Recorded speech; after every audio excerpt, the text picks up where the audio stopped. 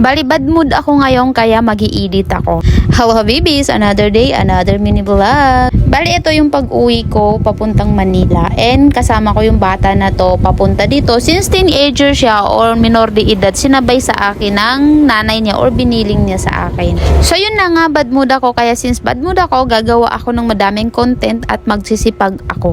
Ako kasi yung tipong tao na ayokong natitingga yung oras ko at ayokong nagdadrama hanggat maaari. At ito nga, napauwi ako sa Manila nang wala sa oras. Umalis ako sa Manila na maayos yung negosyo. Pero bilang isang negosyante, expect ko na yung mga bagay na pwedeng mangyari. Hindi madaling magnegosyo pag gagaling ka sa wala, tapos nagkaroon, lumaki yung negosyo, tapos biglang lumiit. Pero sabi ko nga, worth it naman kasi nakauwi ako at naalagaan ko yung magulang ko. Kasi kung hindi siguro ako nasa Pilipinas or hindi siguro ako nagnegosyo, baka malamang sa alamang hindi ko po naalagaan yung magulang ko at ang inaalagaan ko o yung ibang tao. Kaya sa mga nagninegosyo dyan, saludo po ako sa inyo. Sa mga nagsasabi naman na ang yaman yan kasi may negosyo yan, thank you at magbilang anghel sana kayo. Hindi madali yung journey sa negosyo, pero ang nagtatagal lang sa negosyo ay yung mga taong matatapang at buo.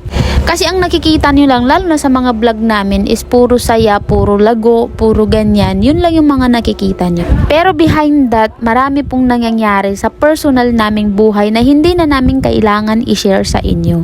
Kaya hanggat maaari talaga, gusto namin paggising namin, maganda ang mood namin. Or pag hindi maganda, hahanap at hahanap kami ng pwede naming gawin para ma-boost yung energy namin at maging masaya at magaan kami. Kasi sa negosyo, hindi pwedeng magpapadala ka sa drama or sa nararamdaman mo.